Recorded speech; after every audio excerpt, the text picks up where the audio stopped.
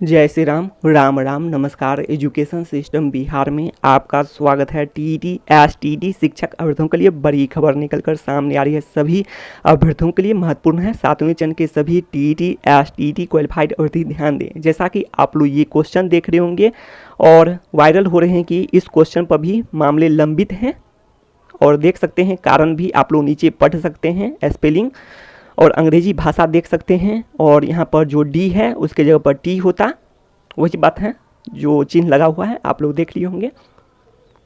और इसके साथ साथ हिंदी में भी दिया गया है। सबसे पहली बात है जिसे कंप्यूटर का बेसिक भी ज्ञान है वो भी समझ सकते हैं और समझ सकते हैं कि यहाँ पर जो स्पेलिंग है उसमें टी होता, ये बातें समझ सकते हैं जिसे बेसिक भी ज्ञान है। अब आगे देख लेते हैं। जबकि हिंदी में भी बिल्कुल सही दिया गया है। हिंदी भी बहुत सारे अभ्यर्थी हिंदी को भी सेलेक्ट करके पढ़ते हैं और आंसर देते हैं और सभी स्वतंत्र हैं आंसर देने के लिए। हिंदी भाषा में भी पढ़कर दे सकते हैं और अंग्रेजी भाषा में भी पढ़कर आंसर दे सकते हैं। वैसे बेसिक ज्ञान जिसे भी है कंप्यूटर का वो भी आंसर कर सकते हैं अंग्रेजी भाषा में भी देखकर। तो वही बात है और आगे भी खुलासा करने वाले हैं। सभी जानकारी तर्क के अनुसार आप लोग नीचे भी देख सकते हैं, सभी जानकारी है।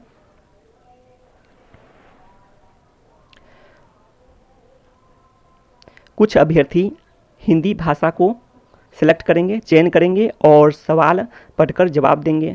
कुछ अभ्यर्थी अंग्रेजी भाषा को सिलेक्ट करेंगे और पढ़कर जवाब देंगे। कुछ अभ्यर्थी जिसे अंग्रेजी भाषा में इस टाइप का जो समस्या है उसको कोई भी समस्या हो हिंदी में हो या फिर अंग्रेजी में हो तो दोनों में सवाल पढ़कर जवाब देंगे। तो यही सबसे बेहतर है कि आवश्यकता के अनुसार पढ़कर जवाब देंगे। तो इस अनुसार से समझा जा सकता है। आगे भी बात करेंगे।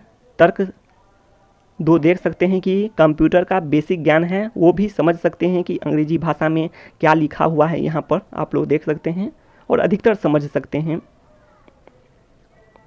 और आवश्यकता के अनुसार हिंदी में भी जिसे समझ में नहीं आए हिंदी में भी देख सकते हैं और सभी आसानी से देख सकते हैं हिंदी अंग्रेजी करके। अब आगे देख लेते हैं।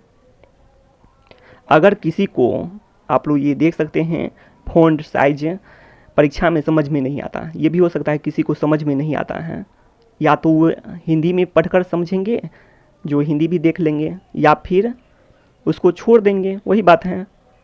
तो उस क्वेश्चन का आंसर आप लोग देख सकते हैं। क्वेश्चन का आंसर क्या सोचकर दिया गया, तो ये भी बात है कि इस क्वेश्चन का आंसर क्या सोचकर दिया गया।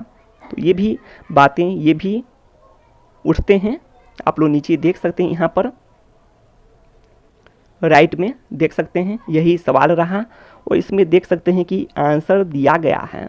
जी बिल्कुल दिया गया है। आप लोग राइट साइड नीचे देख सकते हैं। तो ये भी सवाल उठता है तो क्या सोच कर दिया गया है। यदि किसी अभ्यर्थी को जो बेसिक ज्ञान है यहाँ पर कंप्यूटर का बेसिक ज्ञान है वो भी समझ सकते हैं, लेकिन यदि समझ में नहीं आता है तो क्या सोचकर आंसर दिया गया है, तो ये तो सवाल बनते ही हैं। तो सभी अभ्यर्थियों के लिए और सभी विषयों के अभ्यर्थियों के लिए महत्वपूर्ण है कि इस टाइप का बहुत सारी समस्या जो कि टाइपिंग में गड़बड़ी के कारण भी मामले लंबित हो सकते हैं। आप लोग सोच सकते हैं जब एसटीईटी अंक के आधार पर बहाली होंगी तो कितने मामले लंबित हो सकते हैं, इससे ही आप लोग अंदाज़ा लगा सकते हैं। और टाइपिंग में गड़बड़ी हो सकती है किसी विषय में और भी हुआ हो, हिंदी में हो या फिर अंग्रेजी में हो, टाइपिंग में गड़बड़ी हो सकता है। तो आप लोग इसी से अंदाज़ा लगा सकते हैं कितने मामले लंबित होंगे। वैसे शिक्षा मंत्री जी मेरिट लिस्ट को या फिर नोट इन मेरिट लिस्ट को अर्थहीन कर चुके हैं, बिल्कुल अर्थहीन हो चुका है। अर्थात मेरिट लिस्ट और नोट इन मेरिट लिस्ट एक तरह से बराबर हैं। पूरी तरह से बात करें तो पहले भी स्पष्ट कर दिए हैं कि एक तरह से बराबर समझा जा सकता है मेरिट लिस्ट और नोट इन मेरिट लिस्ट को, और वैसे अर्थहीन है। लेकिन यह तो सवाल बनता ही है कि ऐसे में कई मामले लंबित हो सकते हैं।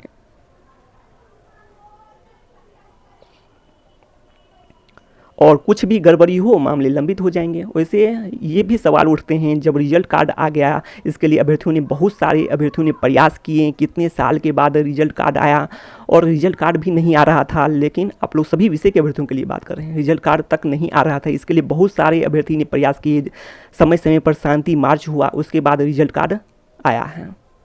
लेकिन फिर से ये प्रक्रिया शुरू हो जाएंगी, कुछ भी होता है तो फिर से ये प्रक्रिया शुरू हो जाएंगी। जी बिल्कुल शुरू हो जाएंगी, इसमें कोई दो मत नहीं है। और बहुत बड़ा विवाद हो जाएगा, जैसे कि देखा गया था मेरिट लिस्ट और नोट इन मेरिट लिस्ट का विवाद, जो कि बोर्ड द्वारा 3 महीने के बाद किया गया था। तो उससे कम विवाद नहीं कहा जा सकता है। ये भी बहुत भयानक, जो इतना भयानक जिसके बारे में आप लोग कल्पना नहीं कर सकते हैं, उतना भयानक विवाद बन सकता है। कारण ये है कि जो भी क्वालिफाइड हैं, जो कि बॉर्डर लाइन पर हैं, पहले भी बात किए हैं, तो उसके साथ भी कुछ से कुछ हो सकता है। जबकि जो भी गड़बड़ी है वो बोर्ड की है, फाइनल आंसर की भी साझा करना चाहिए, बोर्ड का काम है साझा करना। उसके बाद उस पर फिर से यदि बोर्ड को इस फाइनल आंसर की को अपडेट करना है, चेंज करना है, तो एक बार फिर से ऑब्जेक्शन का ऑप्शन देना चाहिए। उसके बाद उस पर ऑब्जेक्शन किया जाता, उसके बाद फिर से उसे फाइनल अंतिम रूप से किया जाता, रिवाइज्ड किया जाता। तो ये सब बोर्ड को करना चाहिए था। तो समझ सकते हैं कितने मामले सभी विषय में लंबित हो सकते हैं। एसटीटी अंक के आधार पर बहाली हो तो क्या कहा जा सकता है, कितने मामले लंबित होंगे, इसकी कल्पना नहीं की जा सकती है। अगर इस टाइप की होने लगे तो आप लोग देख सकते हैं स्पेलिंग में गड़बड़ी और मामले लंबित। तो समझ सकते हैं। शिक्षा से संबंधित तमाम जानकारी के लिए सब्सक्राइब करें एजुकेशन सिस्टम।